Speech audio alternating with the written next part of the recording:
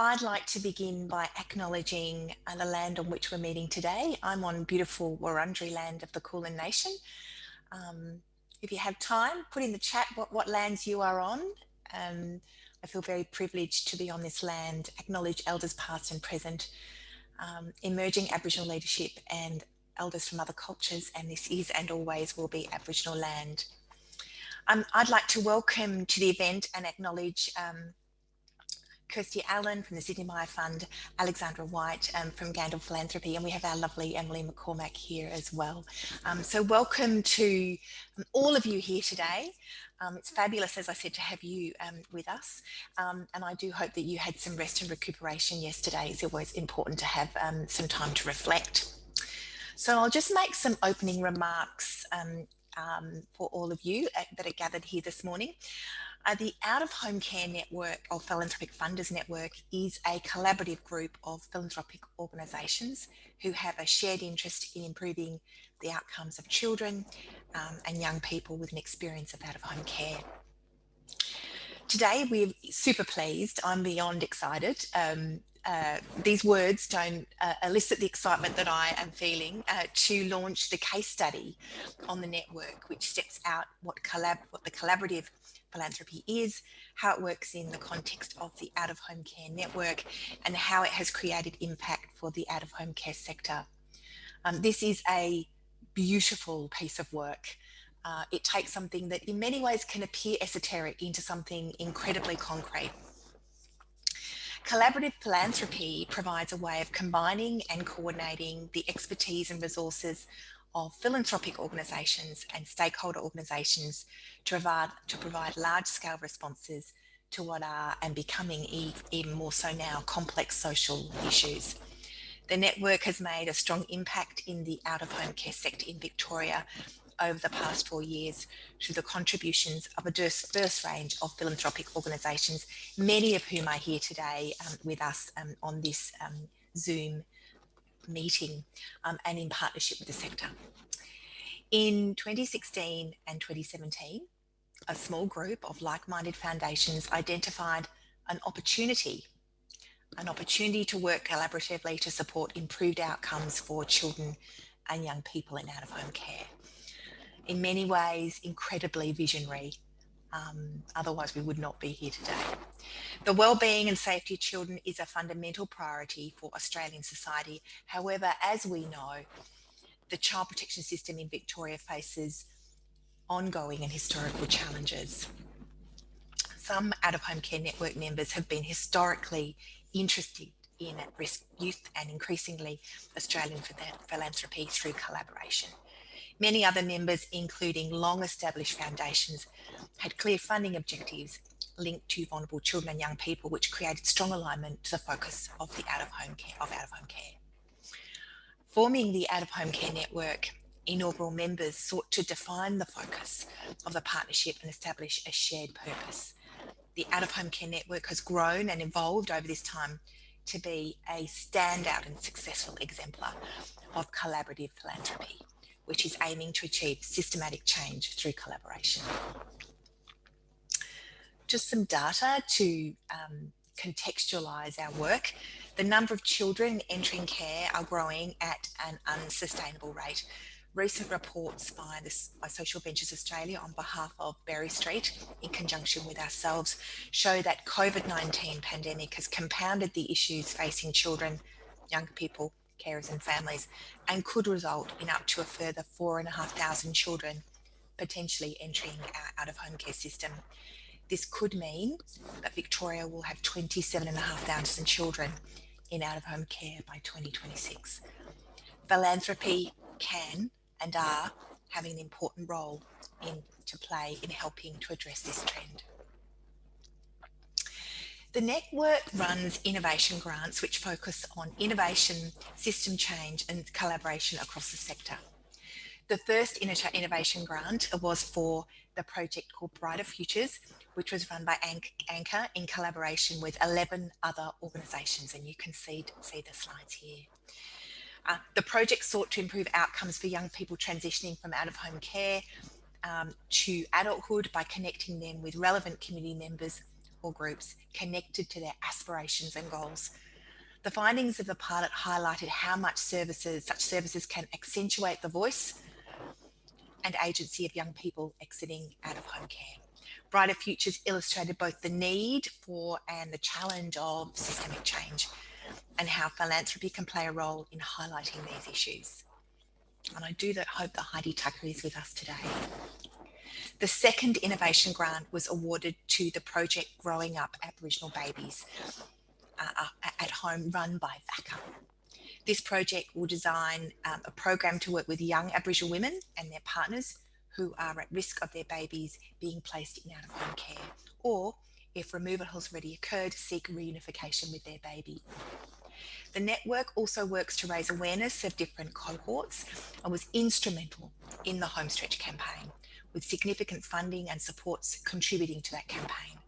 And many people have heard me say, without my friends and partners in philanthropy, I believe the campaign would have been as successful as it was.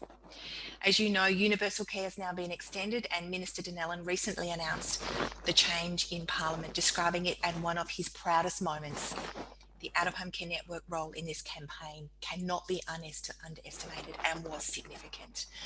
And I was in a meeting just before talking to another minister, Minister Tierney, and it's really interesting in the conversation with her, we reference that as the platform. So it becomes this sort of reference point for many of the things we talk about today. One of the most important elements of the out-of-home care network's operation is that it sits at the centre.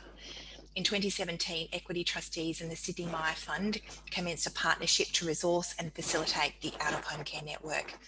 The centre was identified as the perfect partner in this collaboration due to our role as a peak body and our strong sector expertise and membership base. Members of the network have highlighted the critical role that the centre plays in promoting the objectives and shared purpose of the out-of-home care network, gathering information and speakers to build their knowledge and understanding, and working to foster trusted relationships and a coordinated approach. I'd just like to take a moment to acknowledge Equity Trustees. Equity Trustees is now the sole funder of the out-of-home care network, and have also generously funded this case study that you get to see today. We are very fortunate to work so closely with Emily McCormack from Equity Trustees, who is here with us today to talk about Equity Trustees, their role in the out-of-home network, and the case study. The words today don't really do justice to how significant all of this body of work is. Many people around the country are incredibly jealous of the work that we've been able to do here in Victoria, and really to bring collaboration alive, and even through really challenging times such as COVID, for our philanthropic partners to continue to invest and support our sector is a testament to them. But now I'm going to hand over to Emily, but I'm going to embarrass her terribly and do her bio. Emily Cormack is a grant manager program with Equity Trustees, working with a team of philanthropic professionals, managing over 650 charitable trusts and distributing approximately $80 million per year for the for-purpose sector. She manages charitable trusts, including the RM Ansett Trust, which have a focus on supporting and empowering children. Emily has responsibility for the child and young people granting focus area across 3 funding streams: out-of-home care, disability and education. She joined the philanthropic sector in 2018, following nearly 15 years working in the community sector and in international development. Emily works for a number of Australian agencies across a variety of roles, including program management, volunteer management, and fundraising and community engagement. Prior to joining the for-purpose sector, Emily worked for BT Financial Group. Now I'm going to hand over to Emily, who's going to say a few words and welcome her with us today. Thank you, Emily. Thank you so much, Deb. It's delightful to be here. I always laugh when I have that sentence of BT Financial Group. I think I may have stressed that a little bit too much when I was applying for the role at Equity Trustees. So good afternoon, everyone. I am joining from the land of the Wurundjeri people of the Kulin Nation, and I also want to acknowledge the traditional custodians of the land and pay my respect to elders past, present and emerging, and to any First Australians joining us today. And I'm particularly conscious of the higher number of Aboriginal children in out-of-home care and child protection that many of you are working with daily. And I know that the children that you're assisting are our future leaders. So the work that we do now is important for their future. Thank you, Deb, for your introduction and overview. And I'm thrilled to be here with Sonia from EY as well. I thought I'd give you a quick snapshot of Equity Trustees, just building on what Deb had said. So as a trustee company, we have a mission to deepen community impact. And our charitable trusts and philanthropy team manages over 650 charitable trusts across Australia. And we've been doing this for 130 years. So as the Children and Young People Grant Manager, I am responsible for all of the sole trustee trusts with a focus on children and young people. And one of the reasons that we are particularly interested in the area of out-of-home care is that many of our trusts are wartime trusts from the 1940s, with an intention of supporting children in orphanages to have a better future. Fortunately, we don't have orphanages in Victoria anymore, but we do have a child protection system and many kids in out-of-home care. And we keep that wish by supporting and working with children in out-of-home care, with an overall mission to deepen community impact by supporting initiatives that empower equity and connect systems for children and young people who are facing disadvantage, vulnerability, or marginalisation, and give them every chance for a great future. I am delighted to participate in the official launch of the Out of Home Care Philanthropic Funders Network case study today. I don't have any slides, so feel free to take me for a walk, multitask on emails, make yourself a cup of tea, and I'll take the next 10 minutes to draw out two main segments that you'll see in the case study. First one is the development of the collaborative philanthropy model, and the second one is the model of collaboration that we've been using for the Funders Network. So collaborative philanthropy, it's an emerging model for philanthropic organisations with a shared focus to work together, to combine and coordinate their expertise and resources and those of stakeholder organisations to provide large-scale responses to complex social issues. So there have been 6 stages in this collaborative philanthropy model since 2016. The first one was to establish the partnership. So as Deb mentioned, the group officially formed in 2017. But prior to that, my predecessor, Nat Elliott, had been speaking with a number of different funders, including Kirsty Allen from the Sydney Myer Fund and the Myer Foundation, about the out-of-home care sector and wanting to know if they collaborated, could they have a greater impact? And I understand that the first meetings involved Gandel Philanthropy, Sydney Myer Fund, Bennelong Equity Trustees, and the William Buckland Foundation, discussing what they were funding and the impact that they were hoping to have. And there was the immediate connection around wanting to be more collaborative and having a common intention of improving outcomes for children leaving care. So they approached Deb Tsorbaris. Sometimes I like to describe Deb as the chief advocate for children in Victoria. And they discussed the need to shift outcomes for children in out-of-home care, especially those leaving care at 18. They also wanted to gain a deeper understanding of what other funders were funding in the space, a landscape report, and this was critical for understanding the funding space. They wanted to understand more about what was working well in the sector and what the services were doing, and they were looking for something more collaborative. And it was really important to do this piece of work with the centre, as the centre has the knowledge, the understanding, and the members, people on the Zoom today, who are on the front line every day and have the relationships with government. And if you're working towards systemic change, it's vital to have that understanding of the pressure points, the levers available, gaps, and where an impact can be had. This then led to funding the centre to have a facilitator who would bring together funders and take them on a learning journey to understand more about the child protection and out-of-home care system. I think one of the reasons that the centre wanted to be involved was because they knew it wasn't straightforward. If it was straightforward, it would have been fixed 100 years ago. They wanted to be able to map out what was currently happening and where the gaps were. And it was also a chance to help the sector to be more strategic, both with philanthropy and out-of-home care services. And the funders wanted to be involved as it was an opportunity to increase the strength, advocacy, and leverage around a particular issue. But it also allowed smaller funders to participate in larger scale projects with larger funders on equal footing. So that was the first stage. The second stage was to define the scope and purpose. So at the first meeting, the network decided that they wanted to develop a shared base of knowledge and experiences to inform the development of the collaboration. And the centre facilitated these learning journey meetings and brought information through experts, organisations, and most importantly, those with lived experience. It was a concentrated, intensive timeframe. There was a strong commitment from the funders to learn. And they met together for 6 months. There was regular meetings, and it was also time for the sector, who were so generous in their sharing of their knowledge. And there was a range of perspectives based on the group's interests, and that was curated by the centre. The group wanted to focus on out-of-home care as a systemic challenge in Victoria. And there was a range of speakers, including the Commissioner for Aboriginal Children, to CEOs of sector members, to young people with lived experience of care, direct line staff, program staff, and academics. And Deb talked about this, but one meeting involved Associate Professor Philip Mendes from Monash University and Paul McDonald, the CEO of Anglicare. And they came along and they were sharing about young people leaving care, transitioning from care, and the Homestretch campaign. And this was driven by the sector. And I know for many of you, this has been a long campaign and a period of work and brilliant news in last year's budget with the Victorian government making Homestretch universal to all young people leaving care in Victoria. This wasn't one of the innovation grants that came from the network, but it was funded collaboratively from the network. And I think it built momentum and gave the group an early sense of possibility and impact. As Alex White from Gandel Philanthropy was recently saying to me, Homestretch was sector-led, youth and sector designed, philanthropy-backed, and demonstrated the power of the collective voice. We could give the sector the resources that they needed to advocate for the change. And this is the third stage, and it was an opportunity to pilot the initial collaboration. The group then went to the fourth stage, which was growing the membership. New members were sought and invited. It has never been a closed group and intentionally wants to have funders join when they can. And there's also no, like funders don't have to bring money to the table. We also want people to be able to learn about the sector. The fifth stage was to develop the collaborative funding model. So this was about developing the first innovation grant. At the end of the 6 months of learning, the group then held a workshop with any funders who would be interested in holding a grant together.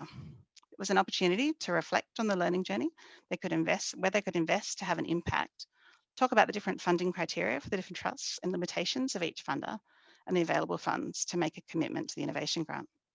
Potential deal breakers were identified early, and the group parameters shaped to support these to be respected and incorporated into actions to allow for maximum engagement.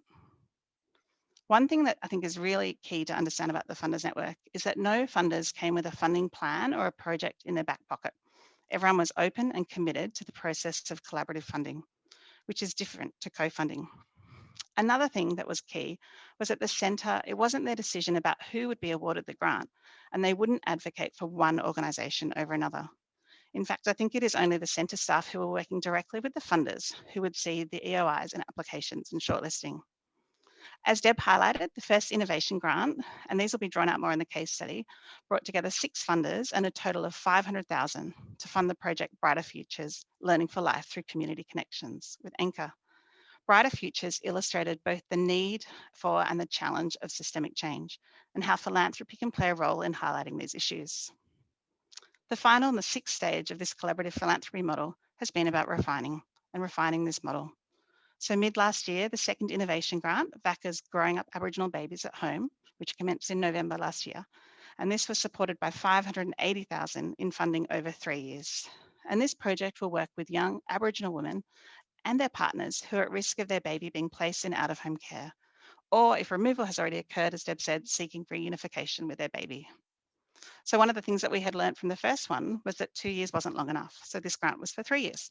At each new innovation grant stage, we've reviewed the way that we ran the process. We always want to make the application and the reporting process as straightforward as we can for the sector.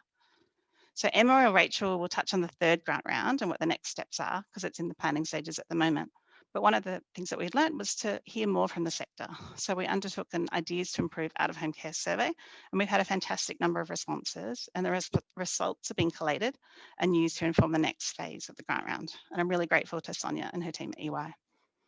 The other piece that I wanted to highlight from the case study, which has worked well, is the model of collaboration. So again, 6 features, it's lucky 6 today. There have been 6 features which I think have assisted in supporting funds to be directed to different initiatives and pilots, and you'll see this in the case study. So 1, a shared purpose. From the outset, there was a clear intention of understanding issues in out-of-home care and how to have an impact. 2, knowledge building, building the knowledge base of the funders. The bi-monthly meetings focus has assisted us to build our collective knowledge. 3, working together. The different philanthropic organisations have unique histories and criteria. A deliberate focus has been to be flexible, working hard to understand different funding requirements and constraints. I think there's been a chance to be honest and to disagree. We've had many robust conversations and to learn from each other. I was very new to grant making when I started in this role, and I've learned so much from each funder, from the centre and the different approaches. Fourth, the resourcing. A key element to the success of this network has been the facilitator and the backing of the centre. First Jo and now Rachel. It has been such an essential thread that has kept this tapestry together. The ability to bring us all together regularly, curating the meetings with what's relevant, always updating us on reports, updates, policy changes, announcements in the budget, everything, but in a way that is distilled so that the message isn't lost. And there's also been, fifth, is a sustained commitment. We are all committed for momentum and change in the out-of-home care sector. And there's a genuine commitment from the different funders and the group to collaborate and have an impact. The final piece for us has been about the amplified voices and the impact. We've been able to work together to achieve a greater impact through funding initiatives across the sector. The infrastructure has been created to facilitate decisions and create an equal space where all members, regardless of their size or influence, have a critical voice and a chance to make an impact. A couple of final thoughts. It can be challenging collaborating. Number one, time frames can be difficult. I know it can seem like a lengthy process for you from that first information grant to when the grant's announced. Second, the individual funding requirements, the individual trust requirements, eligibility, and focus areas can be tricky. And I think one of the biggest challenges, which will come out in the case study, and Sonia might touch on more, is risk in innovative funding. I think this has been a challenge and one that we're hoping that this next round might be able to work through. Philanthropy, especially in this funders group, is a natural fit for funding innovative practices and having more of a risk appetite. But it's been a challenge to balance the desire to fund innovation and transformational grants and the capacity of applicants to create and define innovation at the same time as your need for everyday funding. My last thought is we certainly don't have all of the answers, but the fact that 1 in 50 children experience out-of-home care by their 17th birthday, or the increase in children entering out-of-home care, I was going to say 25,000, now here it's 26,500 from Deb by 2026, and the challenges and the complexity of out-of-home care illustrates that we need wide-scale and systemic solutions to make a change, and we all need to work together to do this. Thank you. Thank you, Emily. That was fantastic. Really great to hear you speak from your perspective about how important this work is. But I can see in the chat lots of, we need this in New South Wales. How can we have this in New South Wales? It's always, we're always happy to help. We're always happy to help. All right, now I'm now, Emily did talk a little bit about the work that Sonia's been doing for us, so I'm going to quickly introduce Sonia and then throw to her. And it is always great to work with Sonia. I must say that EY have been fantastic to the centre and our sector during COVID. Sonia was one of the first people to offer her services to our sector at the beginning of COVID, and my heart, thank you, Sonia. It was very kind of you and won't be forgotten. It was a very beautiful thing for you to do. So thank you. So we worked with EY, that is the funders group, and the centre worked with EY to undertake the case study that we're going to now be presented with. And as I said, I think it's a really beautifully sharp, concise document, but it tells a beautiful story. So Sonia is a partner at EY's workforce advisory practice. She's probably known to many of you, as well as the national lead on public service workforce and the COVID response and recovery. And as I said, together we've learned a lot during COVID. Prior to moving into consulting, Sonia dedicated over 30 years to public service, with 17 years as a senior executive in the UK, leading education and child and family services, most recently as Deputy Secretary in the Victorian Government. Sonia understands government well and is a shrewd and strategic advisor who understands how to bring about change in large and complex systems with multiple internal and external stakeholders. Sonia has a wealth of experience in strategy development, performance improvement, organisational design, and complex system change. Sonia provides bespoke advice to state and territory governments across Australia. She brings extensive experience in emergency planning and response and has conducted post-implementation reviews to assist organisations in understanding how well they've managed their crisis responses and what they might want to look to improve in the future. Sonia's professional insight combined with a nuanced appreciation of public value means she can be trusted to provide objective, and well-evidenced advice expressed in a way that is accessible and palatable to all of us stakeholders, not just government, but all of us, as well as being pragmatic, practical in terms of implementation. Her clients often comment her ability to bring a different perspective to tricky issues. A beautiful set of skills, Sonia. We're really proud to have you here. Over to you for you to do your presentation. Thank you. Thanks, Deb, and thanks, Emily. So really delighted to be here with you. I would also like to pay my respects to the traditional owners of the land that we meet on today, which is the land of the Wurundjeri people of the Kulin Nation. And I'd like to pay my respects to elders past, present and emergent, and any Aboriginal and Torres Strait Islander colleagues who are joining us in the conversation today. So as Deb and Emily have already mentioned, this was a tremendous piece of work which really demonstrated the power of a collaborative philanthropy, and showed how a collaborative approach can add so much more, both to the different philanthropic organisations that are part of that, to the sector, and in particular in this case have demonstrated really, really clearly how together it's possible to have a much greater impact on, in this case, children's lives, in particularly those children and young people in out-of-home care. What I'm going to do, Emily gave a fantastic summary of the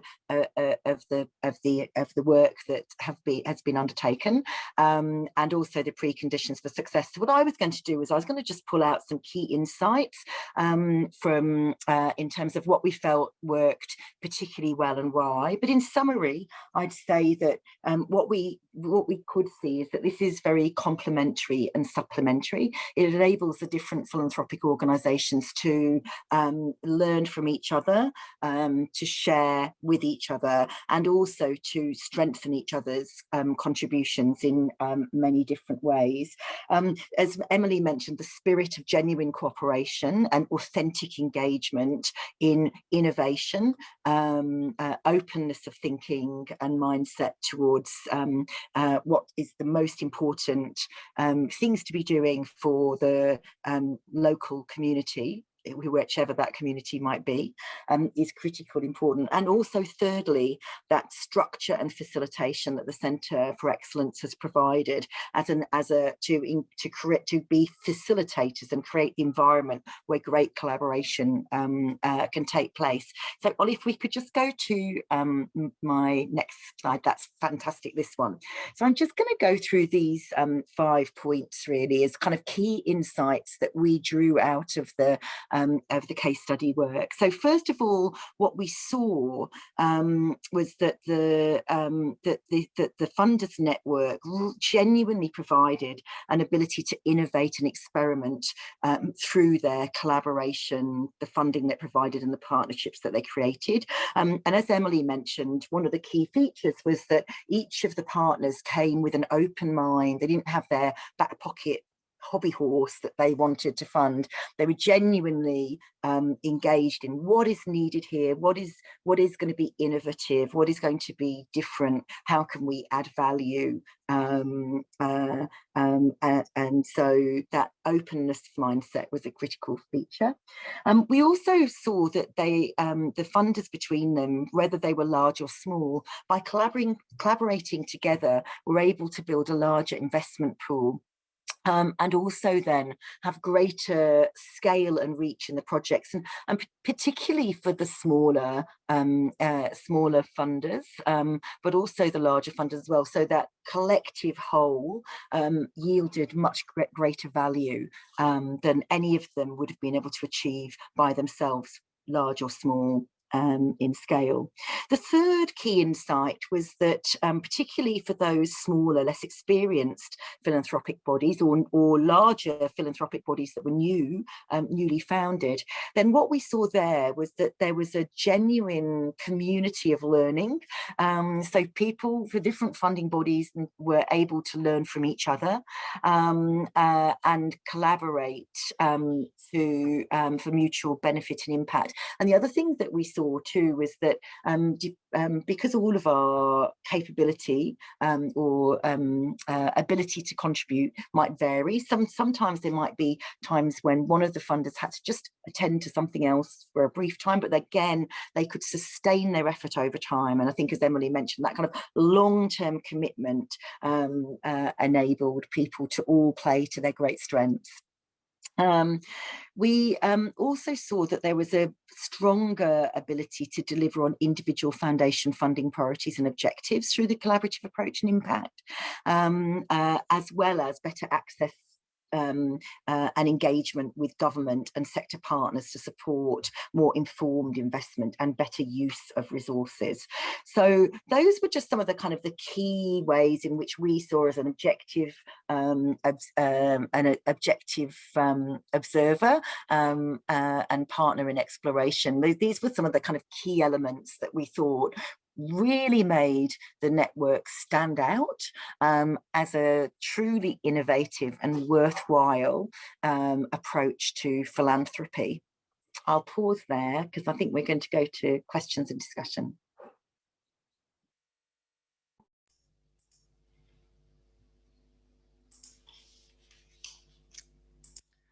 Having trouble with my mouse there, Sonia. I do apologise. Now, we do have some time for discussion and in terms of using the Q&A function. So I am looking down here. There is nothing at the moment. One of the good things about running these sessions is always have a couple of questions in your back pocket. So what I'm going to do is I'm going to go to Emily Cormack first and ask her a question. Then I'm going to go to Sonia. Is that okay, guys? All right, so we're going to go to Emily first. So, Emily, yes. Why does philanthropy and this network highly value innovation of projects? So what's that about? It comes down to systems change isn't easy.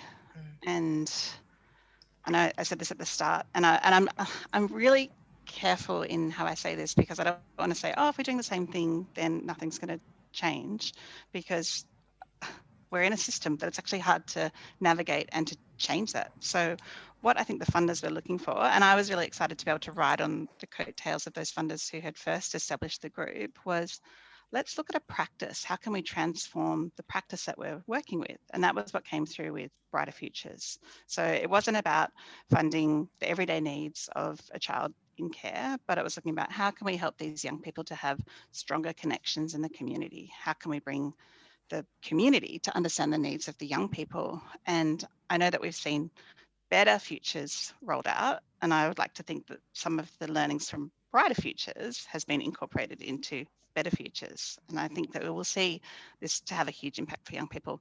So I think what was important about innovation was, what can we change and how can we do this differently? Can we have a whiteboard and map it out and try something new?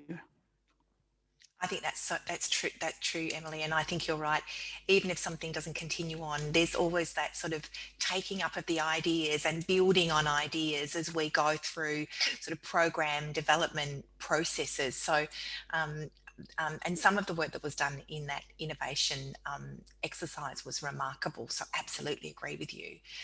Now we do have a question in the chat that I might throw out there. I'm happy for the three of us to have a go at this. What could government agencies and departments learn / adopt from the collaborative approach and long-term commitment from the funders in the network? I actually off to the side was texting Emma saying this might be a model that we should have a conversation with the minister actually about the collaborative approaches to this and the long-term nature of building the relationships. But do you have any reflections on that? We'll go with you, Sonia. Okay, fantastic. Thanks. So I actually think there is a lot to learn, and I do think you're right, Deb, that the time is right to have on the basis of the case study, which shows the value of this networked approach. The time is right to do that, and certainly in the conversations we had as we were doing the evaluation, there was a lot of discussion about, what's the role of government, what's the role of the network, and how do we make sure they don't get tangled up with each other, that each has their clear space. I think the themes that came out really clearly was the value of the network in funding innovative and different approaches that perhaps government wouldn't be able to come to immediately. That ability to experiment and explore, and then be able to go to government and say, hey, this really works. This is something that you could pick up to scale and in the longer term. I think that's true. No, sorry, go Emily. I was going to say, I think that's true. I think where philanthropy can come in is at risk. We have that probably a higher risk appetite. But that question about government, I would love to see, I mean, there's so many different aspects of government working together and trying to work together, but how can we really bring that collaboration across the different departments? And I think there are some aspects where it's working really well, but other aspects where we could look to maybe, to look at a model like this that could come into government. Yeah, absolutely. I think that's a great question. It's just given me a whole stream of things that I want to talk about. Now, Sonia, I'm noticing there is one more slide in your pack, and I'm just wondering, do you want to cover that off? This is the sort of critical success factors for collaborative philanthropy in out-of-home care. Do you feel that you've covered it, or do you want to go back to that slide? I actually didn't. I decided not to go to the slide because Emily had actually given us a really good exploration of these, and I guess it's just there as a reminder for people that and there's a lot to learn from in terms of the approach that that you've taken here with the centre, because it's been really well set up. So the success is not random, but rather is a sum of all of these features. And in the actual case study, each of these is explored in depth, in some detail, so you'd be able to get a sense, as Emily summarised. That's a really nice slide, isn't it? Because you've just reinforced each other's comments in a beautiful way, and I'm sure the audience will be able to sort of really understand that case study and the processes. I love what you said, Sonia. This wasn't random. I mean, this isn't a random set of activities. In fact, there's purpose. And I must say, this is where I think the comments about how could government learn from the exercises we've been through, and to explore with them that this isn't a random process. There's an expertise and skills that and consideration. Things are very considered when you're doing collaboration on this scale. That's fantastic. I think, Deb, can I just add something there? Because I think you're so right, and that deliberateness has related to the what of investment as well as the how. And that's incredibly powerful, and not to be underestimated, as well as the ability to bring people together into a genuinely collaborative space. Absolutely. Thank you. Thank you. Now, there is another question here that I've got. And I might just go to the Q&A quickly, because so Loretta, thanks, Sonia. Beyond the ability to provide larger grants, what are some of the benefits for the not-for-profits in this sector?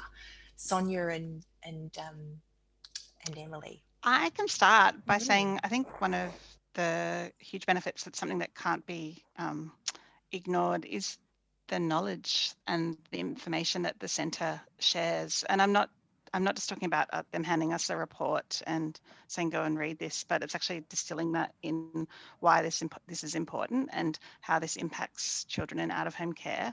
And so I think that's one benefit. Two, it's been that connection to different organisations as well. I mean, there are many organisations that I wasn't aware of, and then from working with the centre, I've actually, and other funders, have been able to to learn more about those organisations and their different models of working. And then another model, I know that in the case study we'll draw out some of the co-funding that has come through, like Homestretch or Raising Expectations from Learning, but then there has also been other co-funding activities that has happened that's not mentioned in the case study, but has been maybe at a meeting that someone was talking about a program that they had been funding or that they knew needed funding, and then some of the funders have been able to go, oh, actually this is something I'd like to know more about. So I think that's important to remember. Yes, there's been the 2 and the 3rd large grant that is coming, but there's been lots of insights and learning that we've been able to have. That's very true, Emily. Sonia, did you want to make I thought that was a tremendous answer. Thanks, everybody. So I'll just add a couple of little pointers there. Is I actually think as well is that a critical role of the centre too has been to be an honest broker and to bring people, like create the space where people can contribute equally, regardless of size and experience. And also to bring in the voice. We mentioned in kind of like the preconditions for success, the kind of the importance of that collective voice, but to build the voice through enabling everybody to be able to contribute on an even playing field. And I just sort of one more thing as well. Obviously last year with the impact of COVID and how that was impacting philanthropy, the centre understood that from the meetings that they were able to have with us, and then was able to take that to government for the government to understand that they weren't necessarily going to be able to rely on granting and different funding for different programs because philanthropy had taken a hit with COVID. So really we're looking for government to be able to fund programs. That's very true, Emily. That's very true. We've got a bit of a research question here. So Philip Mendes, our fabulous researcher from Monash, obviously played a pivotal role in Homestretch, talking about now we've got extended care, how we can ensure and extend our research program to look at how the impacts of that on the ground. I know you're both not researchers, but obviously keenly interested in research because research helps us define where we might put our energies. But any sort of reflections on that? I agree with him with what I would say. But Emily, Sonia? I was going to say I'm not a researcher, and Philip, I'm so pleased that you are here and the contribution that you've been able to make in helping us to understand. I think you're right. I think there is research that is needed to continue to demonstrate that this was a good decision by government to introduce, for example, Homestretch. And that's something that we just outside of research, but looking at research and evaluation, that is really important in the innovation grant, that we would look at the evaluation piece of why this model had worked. That's great, Emily. Yeah, and again, I agree, and of course the benefit there of that research lens is that we can bring an objective view. It's easy for us to, if we're passionate about something and invested in it, it's always helpful to just have a bit of an independent perspective from a research paradigm that helps us to really understand not only what impact the project has had, but what are to pull out also the particular elements that have had the greatest impact or less, so that we know what we should do more of, and what we should do less of. Absolutely, it's always the what we should do less of that's really tricky, because people just want to keep doing more, don't they, Sonia? I will say there's lots of chat in the Q&A and on the chat about how we can establish these sorts of networks, or a national network or networks in other states. This information will be shared with all of our colleagues across the country, so it's not secret squirrel Victorian business. But I do think that often I'm in conversations with colleagues in other states who want the centre to replicate what it's doing in Victoria and other states. And if money and time was no object, we would do that. But we also have to get things right in Victoria. But it's lovely for people to call those things out, and as is there, we will do everything we can to support our colleagues in other states to be able to do some similar things, because there's no doubt the benefits have been enormous. I would like to comment, Emily, that the other thing to be really clear about with the network is the funders still continue to fund other things. This is on top of. This has always been on top of what they traditionally do. So, in fact, the benefits to our sector are significant, because this is and. So I just want to say that's been one of the things that's been really powerful for the sector, because it's more investment. Granted, this year might be a little tricky, and we're all in that space, not just philanthropy, but it's on top of what they would traditionally fund. And Emily, do you want to make a comment about that? I was going to say, great point, Deb. And I think that's important. And one of the mysteries that I was hoping that this case study will take away for people in the sector, that the funders group isn't trying to take away funding from the projects that you need that funding for, but it is hopefully on top of. Like, I think it is going to be hard with COVID and some of the funders looking at the funding, but it's meant to be an addition and more opportunity for the sector. Deb, I was just thinking one more about that question about it being national. We were really excited to launch the case study today to the sector because I think that's most important. But there will be another event later in the year with Philanthropy Australia and the Centre, and we will hope that that will plant a seed with funders, not just in Victoria, but nationally as well.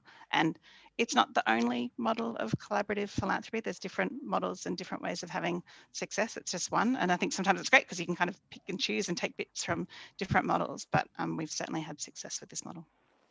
Yes, thank you, Emily. It's really important to remember that, and each state in Australia is really different as well in terms of its own sector and some of the problems that they're facing and how they might like to tackle them. So it's always important to keep that in mind.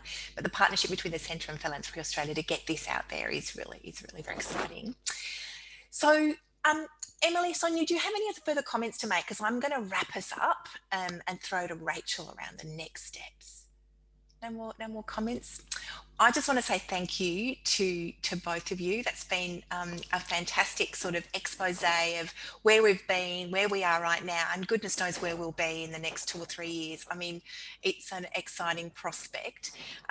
What I'm going to do now is throw to Rachel, who's going to take our participants, because we've had up to 80 people on this Zoom meeting this morning. Take our participants through the next steps, because I know there's lots of interest in the next steps in terms of the next funding round, what that might look like, and you know what we want you to be thinking about.